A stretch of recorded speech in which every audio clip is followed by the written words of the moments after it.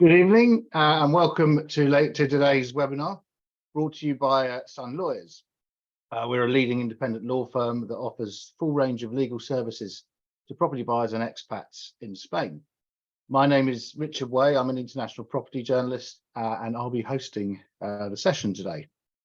So the aim of these webinars is to help you, our audience, prepare for a successful property purchase or a new life in Spain.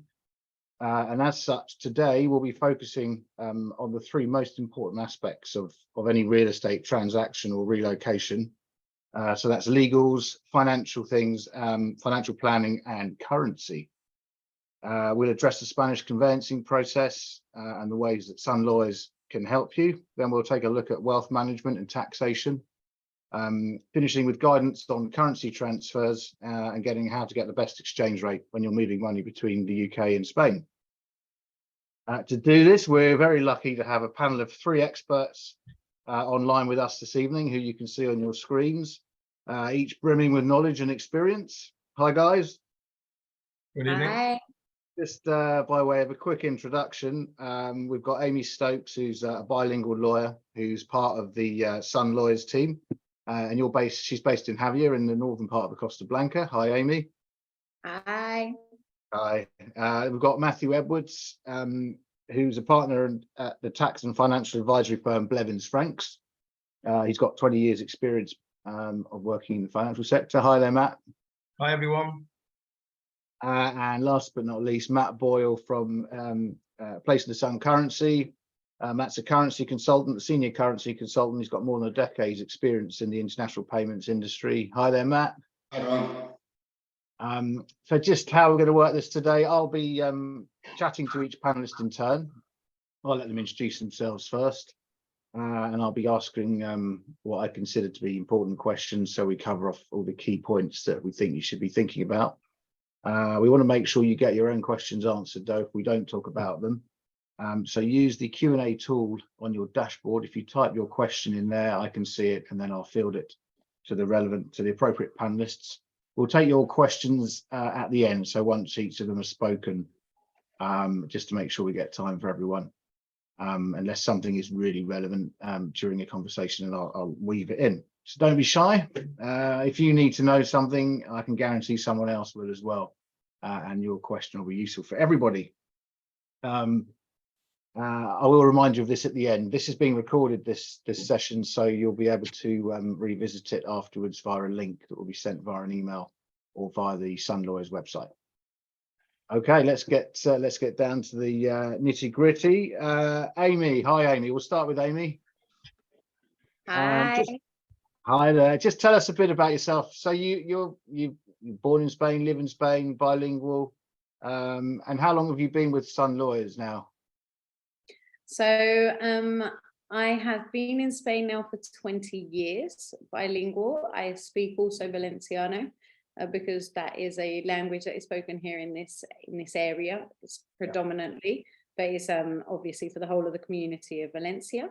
I have been with Sun Lawyers now for 7 years, and we are one of the largest law firms here in the Costa Blanca, and especially English speaking. We have been established since 1985, and we have 7 offices on the Costa Blanca. I'm in, as Richard said earlier, I'm in the Javier office, what is our most northern office, but we do go all the way up to Valencia, and then we cover the whole of the Costa Blanca south as well. Okay, and we're going to focus on the conveyancing side of things now, but just remind us quickly what other services you can offer aside from conveyancing property transactions. More or less anything that you would possibly need a lawyer for. So we do wills, inheritances, we do taxes, we've got a relocation department what deals with visas, the whole from start to finish with the visas, so then also the residencies and getting the TIE cards or changing from a green residency card over to a TIE. We then do tourist licenses. We can do certification of documentation if it can be done by a lawyer. Selling, purchasing, then obviously the normal litigation and everything like that. So more or less, we try to cover everything that you can possibly think of for any legal matters here in Spain. Okay, great. Thank you very much. Right, let's look at conveyancing property. People are buying property. People listening now, they're thinking of buying a property or they're on the verge of. Why is it important to appoint a lawyer, Sun Lawyers, early on in the process? So even before you go and start looking at property, it's good to actually come and spoken to you, whether that's in person, or I'm assuming you can do WhatsApp or FaceTime as well. Yeah, Zoom meetings we do, and if it's just the normal backwards and forwards with email, phone call, everything, we always say, you know, contact us first whilst you're thinking of the possibility of purchasing a property, whether that is for relocating over to Spain or if it's just a holiday home, because there's certain processes that need to be done beforehand before being able to actually purchase the property. There might be some information about if you're looking to relocate that you want to be advised about, so the residency, the whole situation of that, and also just the fact of then getting a bit more of local knowledge of the area that you're looking at. Is always good to have that legal person there to be able to advise a bit. So we always say, the moment that you're thinking about it, come and have a talk with us, and then we can then get the ball rolling. But then when you do find your property, you know, your dream home here, then you're in a better position to be able to complete on that purchase. So what sort of things would you start preparing for clients in preparation of looking or, you know, finding a property? First things first, your NIE number. This is your national identification number. Without this number, you won't be able to pay your purchase tax.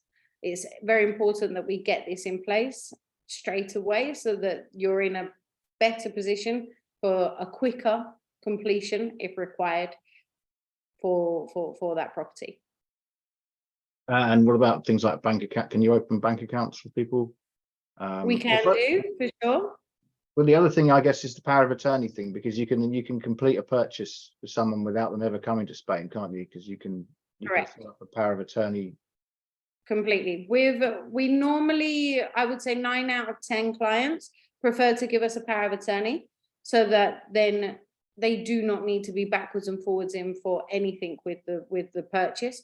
And then also for after the purchase, you've then got somebody on the ground, especially if it's just a holiday home. You've got somebody who is a legal representative that can then sign any documentation or need us to go to the bank to sign some paperwork for you. You've got somebody who can do that with a legal document. So I would say power of attorney is always a great thing to have in place. It saves you time and money with having that document in place. And then with the power of attorney, we can then open up a bank account for you. Basically, you can do everything you need that's needed to complete the transaction. Correct. Correct. I'm just going to ask you this now, because Ian Ashby, one of the audience, he's flying to Spain tomorrow, and he's wondering, should he hold fire on buying a villa, or looking? I don't know if he's got one ready to buy before speaking to you. What's the best thing for him to do at this point? Make contact afterwards and come and visit? Yes, completely. I would say, you know, one thing is going to see a property and, you know, to start negotiations. That's one thing, but to sign or, you know, do anything without having a legal representative in place, they're supporting you and also guiding you, importantly, on the legal aspects of everything. We would always recommend that, you know, speak to an independent law firm that will be able to guide you for this, because it is an important process, and it's a huge thing that you're doing, that is purchasing a property. So definitely come in, see us, or have a chat with us on the phone or email, and we'll be able to then guide you and just give you some tips on what to do and what not to do, first of all. Okay, so they're looking at properties. So the advice would be, don't sign anything. Go and look at the properties by all means, but don't sign anything. Hand over any money without having actually spoken or appointed a lawyer who can check anything you do sign. Yeah. You've got to remember you are in Spain. The documents will be in Spanish, or should be in Spanish. The legal side of everything will be in Spanish, and that is the predominant, obviously, language here.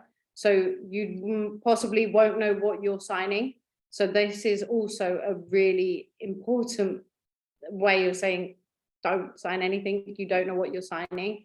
Please let us know what you're about to sign. Let us read through it and advise, check. We can then do some checks on the property just so that you're aware of the situation of that property before you get into anything further and hand over money that possibly then you wouldn't be able to get back. Okay, brilliant. We'll leave that there. I'll leave Ian to make contact hopefully afterwards so he can come and see you on his trip. Okay, so typical client, they've appointed you, you've got their NIE, they've assigned power of attorney in case they need it, a bank account set up, they do a viewing trip, and the magical moment comes and they find the wow property, make an offer and it's accepted. So QU, the lawyer, what happens next? They're asked to pay a deposit, perhaps sign a reservation contract. Just tell us what happens next. So normally then it is a small deposit that you put down to then take the property off of the market. We will obviously straight away check that contract, check on the property to then see if there is anything that, you know, rings any alarm bells before you even put down any deposit. We then can complete all searches on the property, debts, charges, encumbrances. The vendors legally can sell, everything that you would expect within a conveyance. Okay, and then normally it's a case of 2 to 3 weeks. You would then move on to the second stage, what would be a private purchase contract. By this time we would have completed all checks on the property, have everything there, you know, informs everything for us to be able to draw up this contract, and then you would pay what is the balance of the 10%. So Just rewinding, what is a typical initial deposit, the reservation deposit? What are we talking about? It could be anything from 1,000 to 5,000 euros. In this area, for sure, I would say 5,000 euros is normally the maximum that you would be requested to pay down to. Also, you've got to remember that it is to take the property off the market. You've got to show that you are, you know, a committed buyer, really, that you are really interested, so that nobody is actually wasting any time, shall we say, and that you are committed to this property. Okay, so then you've got to the contract stage, you said, and you paid 10% minus what you've already paid as the reservation. Correct. Exactly. So payment A, should we say, and payment B are to make up 10%. Okay, and then we move on to completion. When the completion date that's been agreed, it could be typical time frame would be from start to finish 8 weeks. So it could be in 4 weeks' time since signing the private purchase contract, or if it's been agreed for a longer period, then it will be to whenever that date by both parties has been agreed, and we complete in front of the notary public here in Spain and sign the deeds. And that moment is when you then take possession of the property, and you've got to pay over the lump sum of the 90%, should we say, remaining over to the vendor, and you get the keys and we sign off on the deeds, and that is then your new property here in Spain. That's the time when you open the cover. Completely. That's when everyone kind of goes, we're popping bottles. Yeah. Okay. Sorry, just to go back. The initial reservation deposit, the 5,000 euros, is that refundable or non-refundable? Can you pull out and get that back at any stage, or is that? It depends on what is stated in the contract. So this is why it's really important that we read through the contract and that you're aware of what the contract states. So for example, if there is any legal issue with the property, then yes. But if it is because of change of heart that you have decided that it isn't the property for you, or cold feet or anything like that, a change of heart, that will then be non-refundable. Okay. Okay, so it's worth checking that, having your lawyer check that. Yeah. Great. And just ballpark from having an offer accepted to getting the keys on completion day, what is a typical amount of time? I would say 8 weeks. That is the normal for at the present how things are with buyers and sellers. But saying that, I've had completions that have been, done a lot quicker in less than 4 weeks, and also completions that has been agreed for 6 months. It is completely what is negotiated between the two parties. So I always say, don't be afraid to ask. We can, negotiation at the very beginning is there on the table to then put the time frame that is more suitable for you. Okay, that's reasonably fast, really, isn't it? Especially compared to the UK. Yeah. And presumably throughout the whole process, you as the lawyer of the buyer, you'll be contactable and updating them via email, WhatsApp, whatever communication lines you have. Yeah, Exactly. and We're you'll be constantly driving the purchase to transaction, so buyers can go back to England. They can think, right, I've given all the information I need to, all the documentation's done. Sun lawyers have it all. We've got our preferred completion date, and then you'll get on with it and then contact them if you need anything else. The only thing that I normally contact the clients for, should we say, for them to do, is to get their money across. They've got to get their money over to their bank account here in Spain. But that's normally all that I then request for them to actually physically do. The rest is all on us. That's why you appoint us as your lawyers, for us to do everything from the very beginning to the very end, and even then after we complete as well. We do not stop working for you just because we've completed. We've still got all the post completion stuff to sort out for you. What we do, all the name changes of the utilities, set up all direct debits, all the taxes, and then we're in constant contact with you for your taxes, whether that is non-resident, or if you then want to become a resident, with then relocation department. So we are here to hold your hand and guide you through the whole process. Okay. One of the things we should mention as well is the costs, the fees, and the taxes that come with a purchase in Spain. Do you want to just run through those? So you've got your agreed purchase price, and then obviously you've got your added costs on top. What are those? Correct. So here you've got purchase tax. Okay, what in this region it is 10%. Obviously, if you're looking at a different area of Spain, these do vary per the regions of Spain. So very important as well that your lawyer can then inform you of these taxes, because, for example, if you're looking at Murcia, what we deal with as well, there is a different percentage. There is 8% compared to 10% here. Okay, then rule of thumb, we would then say 14% on top of the purchase price to cover your legal fees, your purchase tax, notary, land registry, and that should also give you some change in the bank account to be able to pay for house insurance and any possible bank commissions that you might have been charged. So 14%, that should be more than plenty. Okay, great. And post completion, you mentioned that you help put bills, etc., into the name of the new owner. In terms of things like paying your annual tax, non-residents income tax, or handling any bills, can you handle that on an ongoing basis for buyers, or do they need to find a local accountant? Yeah.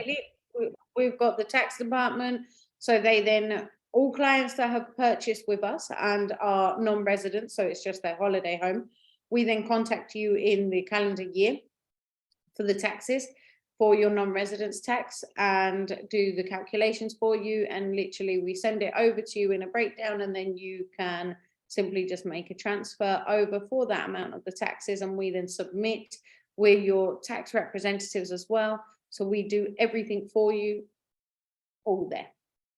Brilliant. And the final question, I'm conscious of the time, making a will. I've heard it said many times, when you buy a property in Spain, make a Spanish will. So, I mean, if you're a second homeowner, you'll have a will in the UK to cover your assets there, or your worldwide assets, but you should make another will in Spain. Just explain why this is important, and obviously it's something you can help with as well. Completely, because obviously this is a different country. There are different rules and regulations for succession. Okay, so in the UK, you can leave to whoever you wish, but here in Spain, it isn't the same.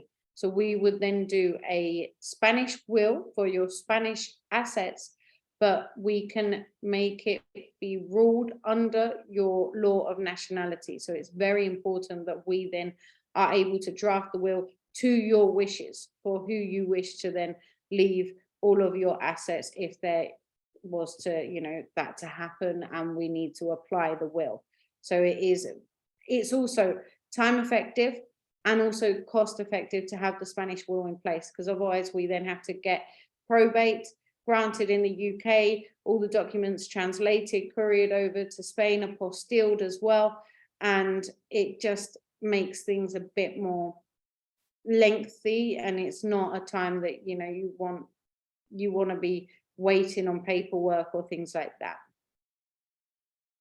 Okay, lovely. I've just seen there are questions coming, and we're going to come back to the questions about some of the legal aspects, just so we make sure we get the other speakers get their chance to speak. So thank you very much, Amy. Very useful. I know we could carry on covering off other things, but I'd like to turn to Matt Boyle now from Place and Son Currency, because I know you've got to leave us a bit early. So we're going to talk to you now.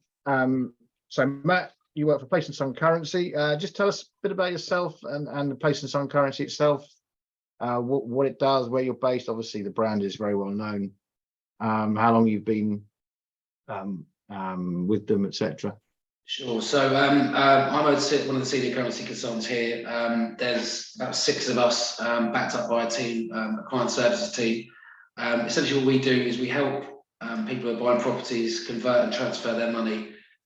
Typically, we can help you save 4 or 5% against the cost of purchase, which is a significant amount when you're talking about the numbers when you're buying a property abroad. We can also do things that your banks can't. So there's different ways in which you can order, which can help reduce the risk of your cost increasing, because obviously when you factor in the exchange rate, until you kind of secure your funds, you don't really know what the final cost is going to be. So we'll save you money, help you manage the process, and reduce a lot of the potential stress which could be involved when buying property abroad. So I've been here, sorry, you asked me, I've been here for 11 years in June, actually. So yeah, one of the kind of older guys here now. It's a nice part of the job, being able to help people buy the property. And when we realise, you know, how much we help them against using their bank, you know, the process can be potentially quite stressful, as I say, from start to finish. But we'll kind of hold your hands through that and save you a huge amount of money whilst doing so as well. Okay. Thanks very much. So first thought for many people when they buy a property or need to move money anywhere is they think, I need to go to my bank. Obviously, we're saying don't do that, because Place and Son currency specialist, you'll offer a much better exchange rate, you'll offer a more personalized service, and you've got these other solutions about how to save money and protect yourself from exchange rates. We'll get to those. So if a client wants to come and chat to you, obviously you don't have a high street office or a high street presence. What is the platform? How do you actually operate and interact with your clients? So the first thing we'd ask them to do is register via our website, placeandsonscurrency.com. It's free to do. There's no obligation to use us. We don't kind of give you details out, so you're not going to get, you know, calls by loads of people. We then call you up, discuss what you're looking at doing, your plans, time frame, budget. You know, have you got a mortgage? Are you cash ready? Is the cash liquid? Is it ready to go? Is it tied up in investments? And to kind of understand what you're looking at in terms of the whole process. I think Amy touched on the kind of 3-stage process of buying. Normally, the first time that you'd use us for the transaction would be to pay the reservation fee. Very easy to do. Let us know how much you need. We'll tell you how much it costs in sterling. You transfer the sterling to us, and we send the euros out to where you instruct us to do so. Based in the UK, FCA regulated, highest levels of safety and security you can have. And touching on what the banks can't do, you know, your bank manager is never going to call you and say, look, the rate's really good, I know you completely in 3 months' time. You can't secure funds ahead with your bank. We can't advise, but we can give you guidance on really how to make sure that you're getting the most out of your money and making sure that it doesn't cost you a lot more than it might do. So really a bit like with Amy, clients, buyers wanted to be talking to you quite early in the process, so you can start building up a profile and understand how liquid their funds are, what sort of exchange rates would work for them, what their Absolutely. approach to risk is, whether they're happy to go with the current exchange rate or wait for a better one, or take so all those sort of things you'll talk about with your client, and then you'll obviously create a sort of strategy and work out what the best way of helping them Yeah, is. I mean, each client will have a different set of circumstances they're working with. Some will be selling a UK property to fund their purchase. It's very difficult, obviously, or selling a UK property to time it when you're buying a property overseas, and factor in the exchange rate changing. It can make a massive swing in the cost. We've got products whereby, contracts whereby you can secure currency advance with a small deposit, and what that allows you to do is kind of fix the future cost of your purchase whilst you're going through the process of selling a UK property. So there's a number of ways in which we can advise and help you navigate, purchasing a property overseas, which your bank wouldn't be able to do. For example, with a bank, again, touching on the 3-stage process, it could be roughly 8 weeks from start to finish of buying a property overseas. On completion, if you used your bank, you just have to go in there, kind of hope that the exchange rate was good, and they still give an exchange rate which is significantly worse than we would. So we kind of consult with the clients. There's options available should they wish to secure currency advance. As you said, some people are less risk averse, but what people I suppose need to understand is you're kind of gambling with a large amount of money in some instances. So we'll help you remove the risk. Well, let's talk about the forward contract one, because that is a very important and popular device. In simple terms, it allows you to fix an exchange rate when you come to complete your purchase. So it means essentially you know exactly what your purchase costs you in euros and sterling. Obviously, you know what you've agreed in euros, but you wouldn't know on completion day what that will be in sterling unless you've actually fixed the price. So just tell us how you work that. What's very popular and what a lot of people like to do, for exactly the reason that you mentioned, is to know what their cost is going to be, is often when you pay the 10% deposit, more commonly not at the reservation stage, but when you pay that 10% deposit, is to use a forward contract to fix the larger balance. We ask for a 10% deposit. So, for example, if you wanted to secure, £100,000 worth of euros, you pay us £10,000. That would fix the rate on £100,000 worth of currency. You tell us the date you want to run it to, which is typically the completion date, and that allows you to know what the property is going to cost you at point of paying the deposit. So rather than in 8 weeks' time running the risk that should the market drop, I'm sure many viewers will have been keeping an eye on the exchange rates already, that you're not going to be suddenly hit with a huge increase in your cost. And of course, going back a few months, by the Liz Truss, Kwasi Kwarteng's budget, the pound doubled like 5 or 6% in a couple of days. For viewers that spend a couple $100,000, that's a significant amount of money, and without that kind of product in place or protection that offers, often you can find that the cost can really spiral. So there's a number of ways in which we can help. There's also various different other ways in which you can order currency, depending on the person's situation. And again, I mean, ultimately it's what their kind of appetite for risk is. Some people are happy to kind of wait and take the chance.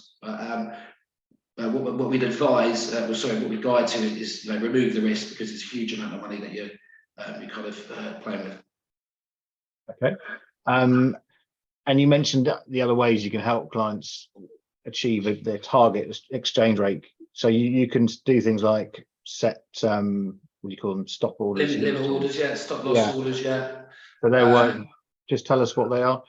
So you can set a limit order, which would be that if the exchange rate is, say, like 112, hopefully you want to try and attain a target which is higher, but it's not there. Let us know what the rate is. We can put an automatic order in, which will buy your currency when that rate's available. The other side is called a stop loss, and it kind of does what it says on the tin.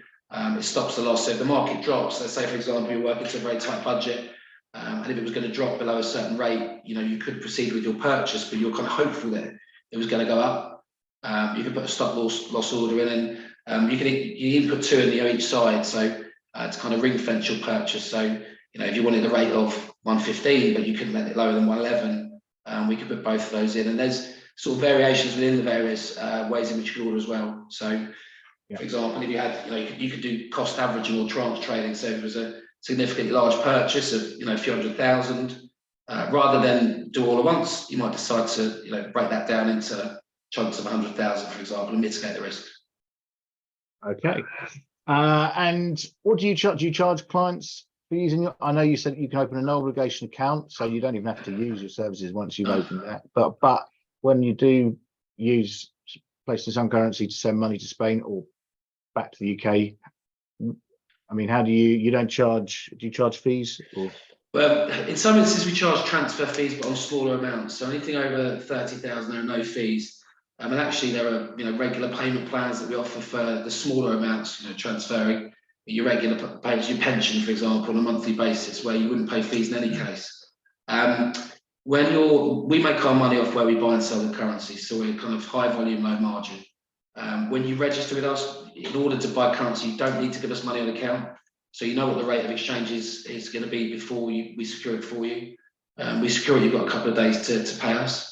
So it's very transparent. Typically, the exchange rates are 2 to 3% better than the bank. I mean, indeed, we're happy for you to compare against them. And actually, when we make our money when we buy and sell, it's very transparent. There's no fixed fees, hidden costs, or anything like that.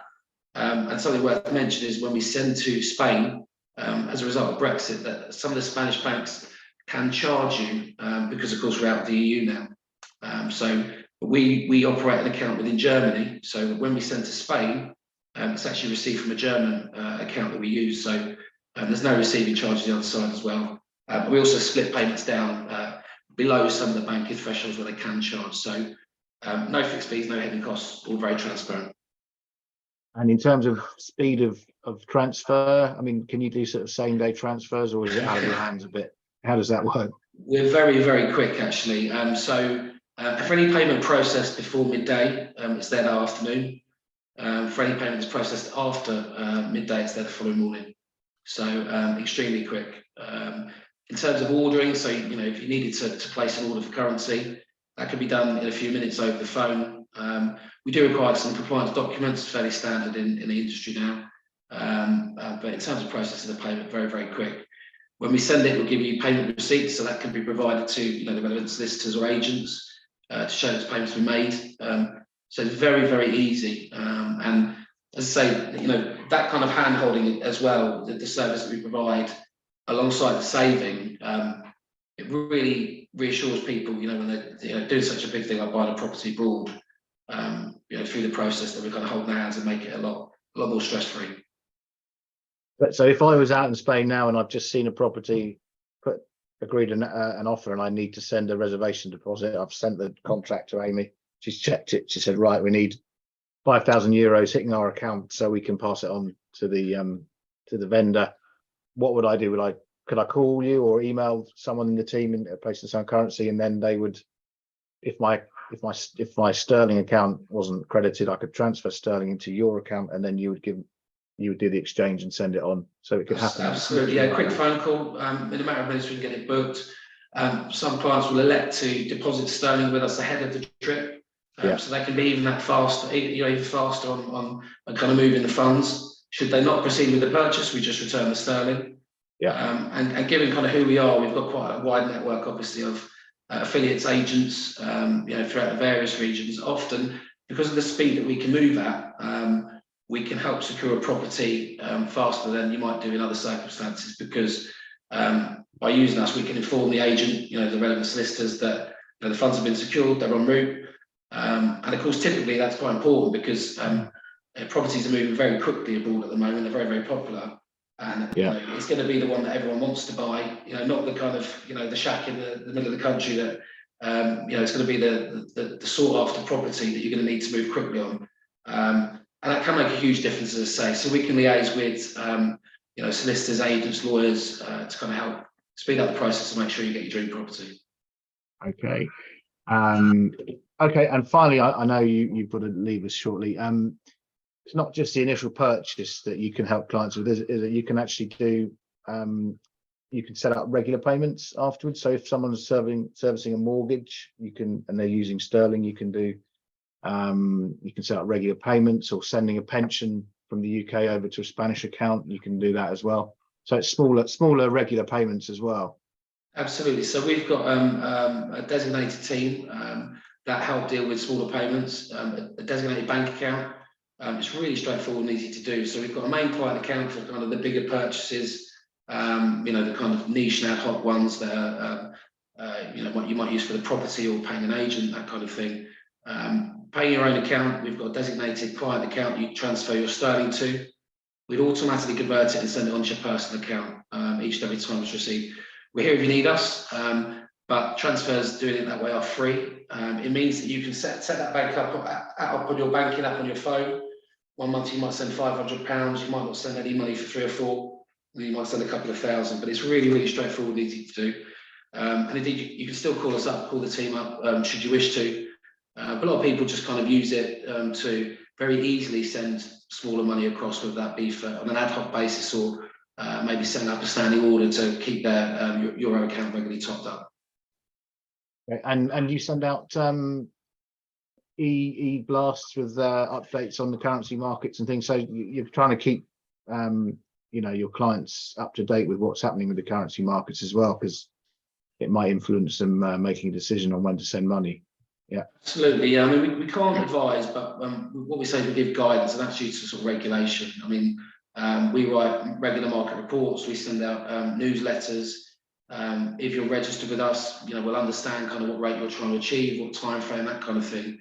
And aside from kind of guiding you on what might suit you best, if we know there's a rate, we'll try and help you get the best rate. So if the market spikes, we'll call you and let you know maybe when there's a better time than not to secure your funds. But yeah, I mean, I wish I could tell you it was going to go up or down. Of course, I'd be on like a super yacht right now. But what's more important is helping manage the risk. Having done this for many years, what you want to do is make sure that the clients that are using us are able to buy that property risk-free, without the chance that should something like the budget happen with Quarton last year, the market dive, that they're still able to proceed with the purchase. And of course, that their dream home is what they want it to be. That they're not kind of arriving in Spain with the keys thinking, God, goodness me, that was so stressful and it cost us 40 grand more than it might have.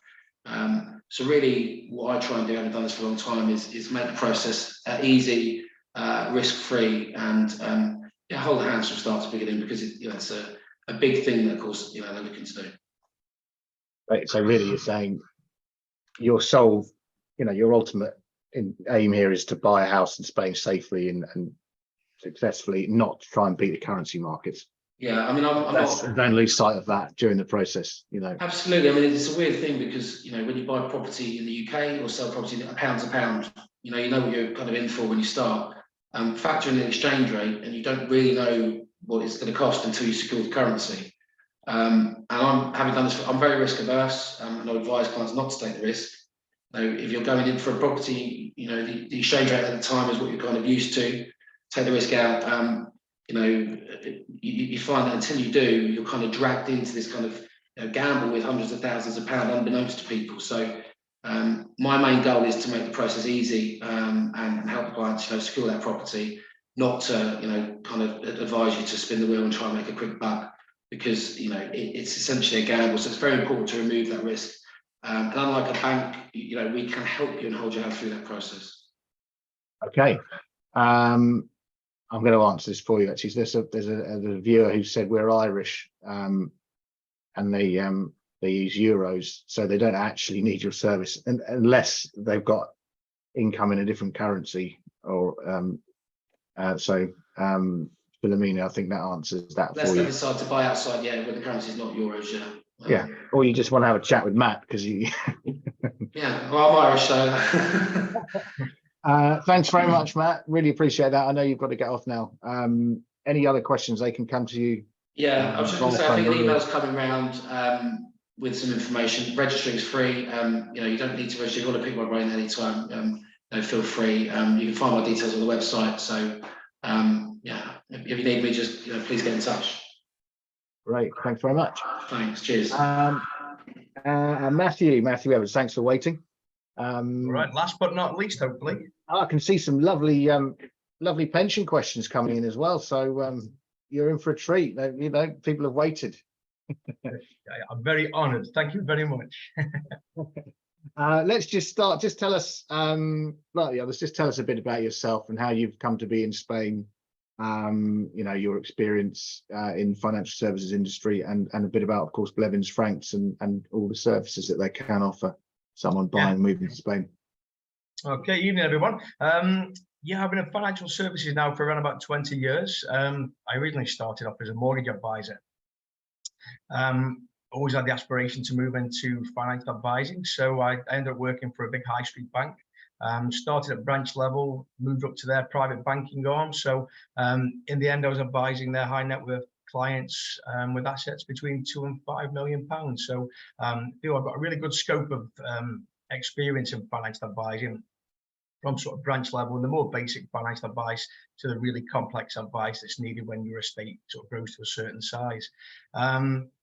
7 years ago, I left the high street bank, who will remain unnamed, to set up my own company with a business partner. Had a successful company for 7 years, and then I just got the opportunity. It was only 12 months ago, actually, to start to work with Blevins Franks.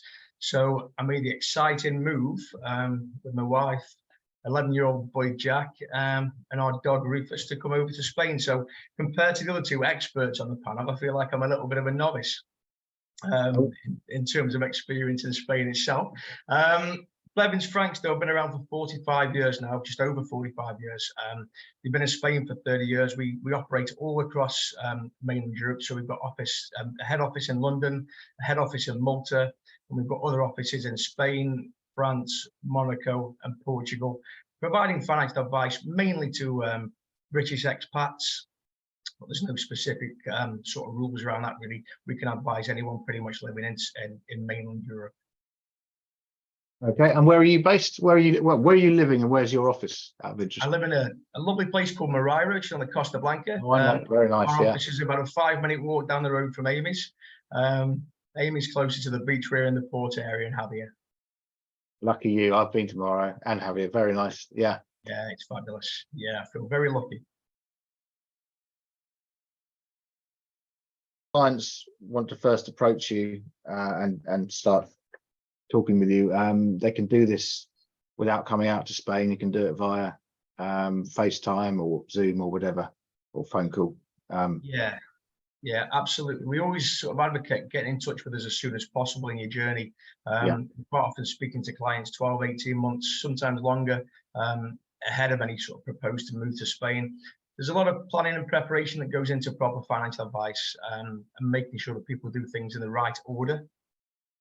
An example of that, for example, might be liquidating assets, so selling your main residence back in the UK, selling rental properties, and cash in investments.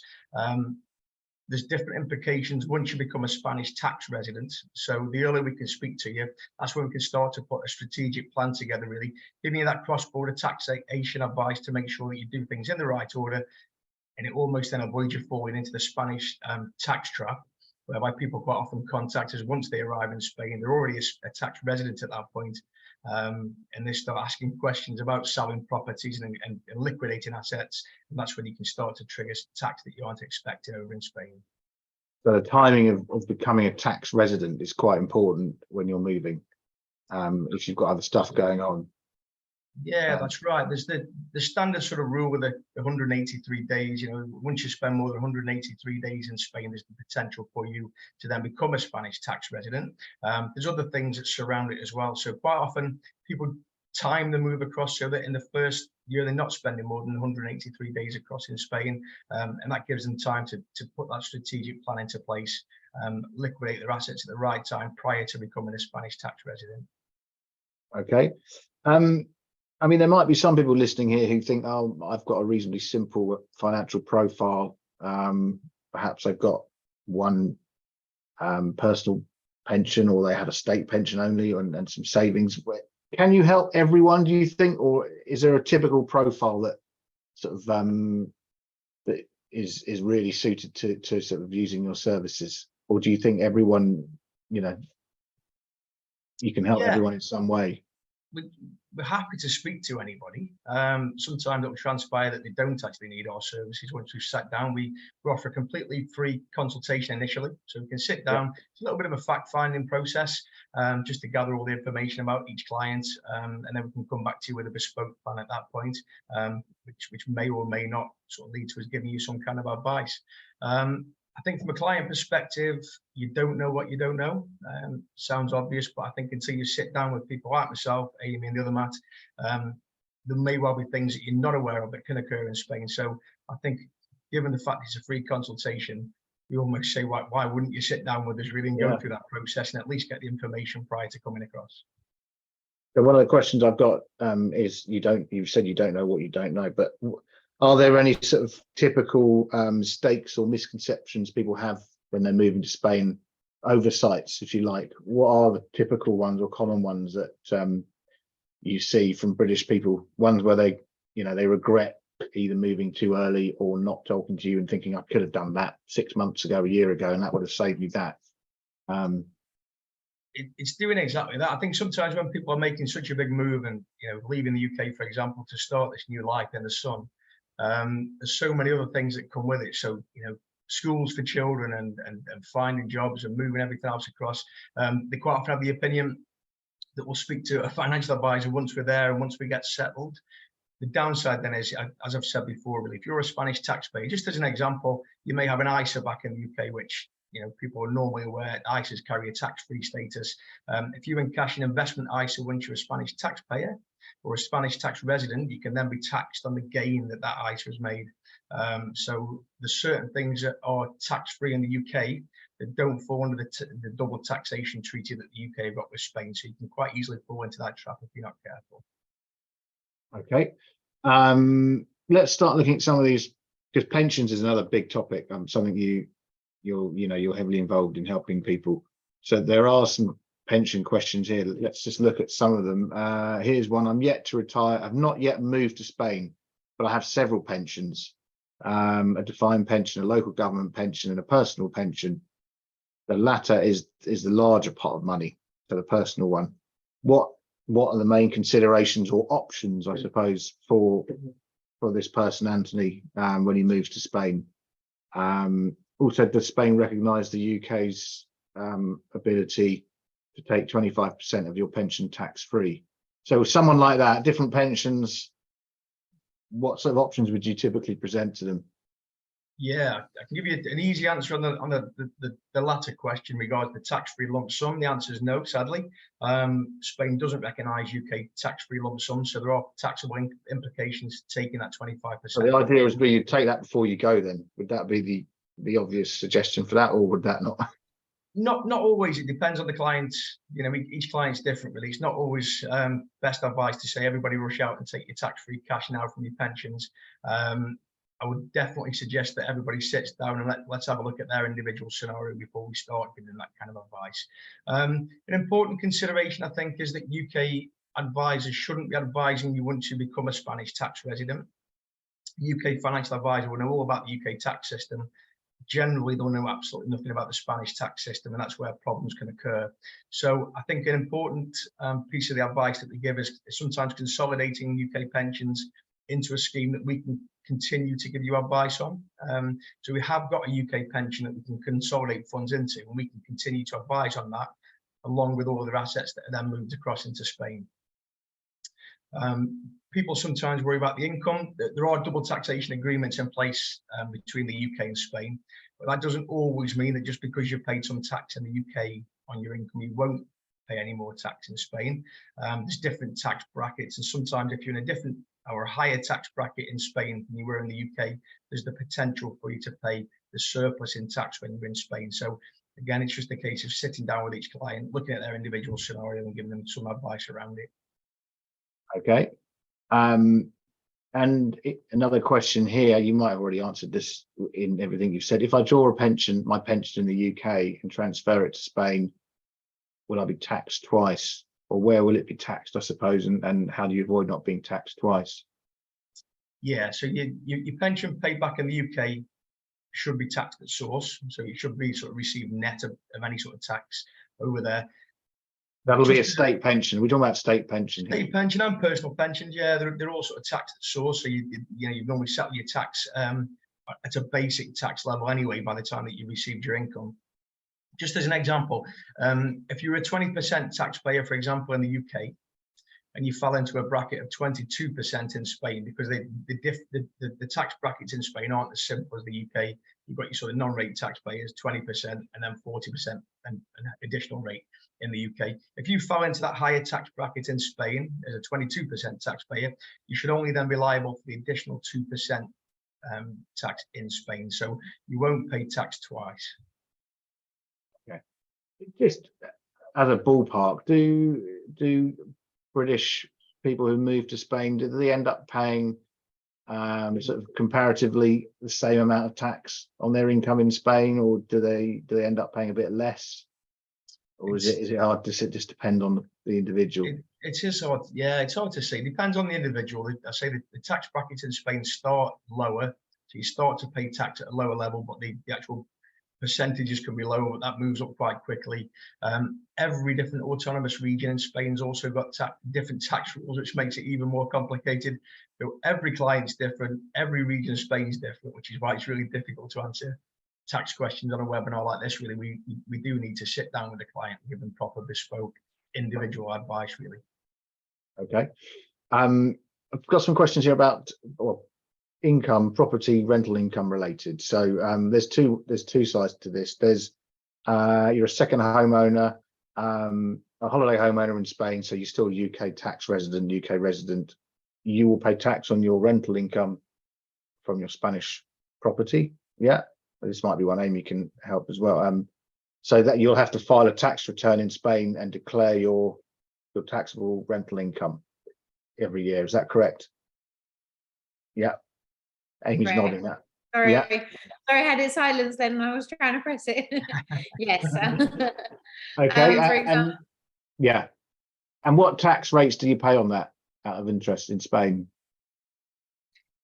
for non-residence tax, it is now obviously depending on your nationality. If you're British, then it's going to be 24%. Because we're no But longer. it is- Yeah, unfortunately, but it's also broken. It's a bit complicated to explain, but it isn't just 24% of something. It's basically the cadastral value, and then it's broken down per days that you've had the property. Then it's per how many people own the property, and then it's there's a calculation. But normally, I would say rule of thumb for non-residence tax would be normally couple of €100 type thing for what is a non-residence tax. As a holiday owner, the tax that they've got to pay here in Spain. But what about on your rental income? If you're letting it out, what would the rates be on? You're letting it out, then you will be paying. Obviously, you've got to take into consideration the cost that you've had. So if you've got this is a bit more complex going into the tax implications of things. So there's some things that are deductible, and then you will be paying tax on the income at, I believe, I am no tax expert whatsoever, I believe it is 20%. I believe it's 20%. It's either 19 or 20. Standard bracket, depending on the individual, really, it can be sort of between 19 and 24%, depending on the individual's tax bracket. Okay. And then let's flip that. You've moved to Spain, and this is quite a common scenario. You've kept a property in the UK, or like a lot of people downsize and they keep a sort of pied a terre in the UK, which they rent out and maybe use if they come back to the UK, but you're living in Spain as a tax resident. What happens with the declaration of income from that property in the UK? Do you pay that in Spain, or do you pay that in the UK? Tell us a bit about that, Matt. Any sort of rental income derived in the UK will be done really by self-assessment, as it would if you're a UK resident. And again, it needs to be declared in Spain once you become a Spanish tax resident. And again, you've got the double taxation agreement in place so that you shouldn't pay the tax twice. You only pay any sort of surplus if you're in a different tax bracket over in Spain. It's very similar to any other sort of earned income, really. Okay. Just conscious of the time, we're meant to have an hour. We haven't talked about one of the other important things you do, Matt, and Blevins Franks, is estate planning and inheritance planning.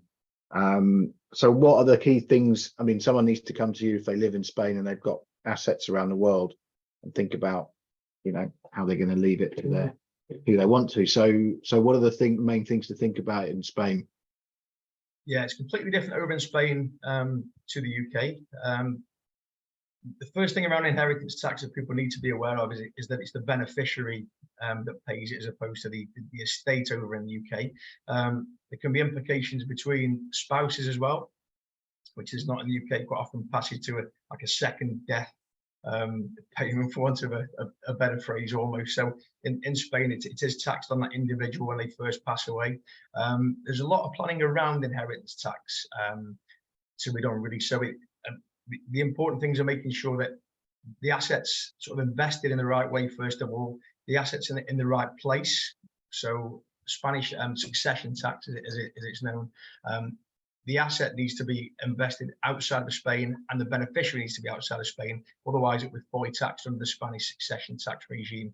And inheritance tax is one area potentially where people can pay double taxation if they're not careful. If you're still classed as a UK domicile, the UK will want to tax your worldwide assets. The Spanish will want to tax assets as well. So it's probably the biggest part of the financial advice process that we go through, really, is making sure that your beneficiaries receive your estate in a timely fashion and in the most tax efficient way, but also that the people that you want to inherit money actually get it.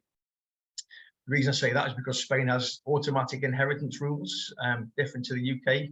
As an example, the children can automatically get 2/3 of your estate, I think. Am I right in saying that, Amy, if you've not got a Spanish will in place? So it's a really complex area of advice. I'm not going to start talking about domicile and residence because that is, if you're a Spanish resident and you live there, you can still be a UK domicile. Still a UK domicile, yeah. It's almost where you sort of deemed sort of a tax resident potentially. It's too late in the day to start trying to get heads around that. That's something people can talk to you one morning when they're fresh in there. Save that for next time. I just want to go back. Actually, thank you very much, Matt. That's been really informative and useful. There's a couple of questions I didn't ask you, Amy, related to purchasing, the conveyancing, which we should go back to. So this is from Roger.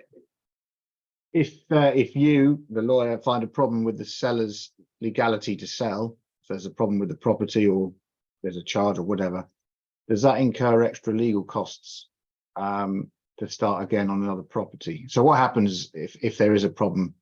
Okay, there's two scenarios. One is you would try and resolve it. Is it an easy, maybe there's a swimming pool that's not registered? Is that a reason? It could be something really in our eyes simple, but obviously for yourselves being buyers and us saying there's a charge on the property, you go, oh no. But we can sort, most of the time we try to sort things out, and it is one way or another able to get sorted or corrected, whether that's the swimming pool, as you said, or a charge on the property. If there is a legal issue with the property that we then cannot move forward with the purchase, then obviously we would look into the fact of starting again with a new property, and if there would be any charges. But normally we only ask for a small provision of funds to be able to, to be able to start work on the matter, on the conveyancing. So then, depending on how far we are into the conveyance on that property, we will then possibly then have to start again, or we will roll that over. Okay. And then the other thing, where's it gone? Yeah, this like in the UK, it's subject to contract. Can you put a clause in the contract? I guess this would be at the reservation stage, or would be at the exchange stage? The very beginning. So for example, if you're wanting a mortgage or you an want inspection subject to a favorable survey, we would always say if it's something that you are definitely set on wanting, you've got to put that to the estate agent when you're in the negotiation process, so that they're aware, and then they state it in the contract, because it's not a legal obligation to have a survey done when purchasing a property here. So if you want that, then we need to make sure that it's in that very first reservation contract. Yeah, because I suppose unlike in the UK where we make offers without first time we put money down as exchange. You know, in Spain, if you're paying the reservation deposit and it's not refundable, then you're showing seriousness and commitment quite early on. So that's where you would make sure you had that, you're protected by a clause like that. Correct. Okay, our hour is up. I'm just going to check there's not a lingering question that is worth asking. I can't see an American. Oh, there's a tax one here. Well, let's see if we can answer this one quickly. Works as a tax assistant in Ireland and might be looking for a tax job or bookkeeping job. She's worked in a solicitor's office many years, working in various offices. My hope is that I can work in Spain. Initially, we anticipate spending half a year in situ, possibly rental for up to 183 days before the permanent move. But both of us want to be contributing to the economy. So she's saying she wants to work there up to 183 days a year, but you wouldn't be tax resident unless you have to be, how many days in the year is it, Matt? It is 183 days, but there are other things that can contribute towards you becoming a Spanish taxpayer. Things like where your main residence is, if you've got sort of children over here in school, there's sort of a statutory residence test that you need to be aware of, really. So it's not quite as simple as just spending below the 183 days. So it might be a little bit more complicated than you're thinking. I mean, Amy will answer this better than me as well. Visas are also another concern if you've got the Irish passport. It's not as big a consideration, but there's probably quite a few more things that you need to consider rather than just 183 days of that one. Yeah. Okay. Yeah, that's probably a separate conversation. I think being a European citizen as well probably means that there's still more flexibility than being a British citizen. But we're scrutinised a bit more now when we come in and out of the country with collecting lots of stamps and things. So. But anyway, that's a separate conversation. Thank you very much, Philomena. We definitely are out the hour. The clock's showing our hours up. So thank you very much, Matt and Amy, and the other Matt, of course, he's gone. Thanks for giving up your time and sharing all your knowledge and expert information. Thanks to the audience, of course. We couldn't have done this without you listening, and we hope you've learned lots today. And of course, you can take your questions further by contacting Amy and Matt, and hopefully it will be the start of your journey to actually buying in Spain or moving over there. As I said earlier, this is actually being recorded, this session, so a link will be sent to you, anyone who registered for this, via email, so you can watch it again if you like, or you can send it on to friends and family. It might be useful to them. It'll also be on the website, so you can go on there and get it as well. So that's it from me and the Sun Lawyers team. Thank you very much for watching. Enjoy the rest of your evening. A final thing I should say is Sun Lawyers and I believe Blevins Franks will be at the Place in the Sun Live exhibition in Manchester from the 3rd to the 5th of March. So you can go and meet Amy in person there if you want to make the trip up there. So and I don't know, Matt, will you be there or someone else from Blevins? I'm not there, sadly, no, but Blevins Franks, I've got a big stand there. We're quite one of the big sponsors there, so there's definitely representation. Oh well, there you are. So you can go and meet these guys in the flesh, or their colleagues. So yeah, finally, thank you very much, and until the next time, thank you. Thanks all.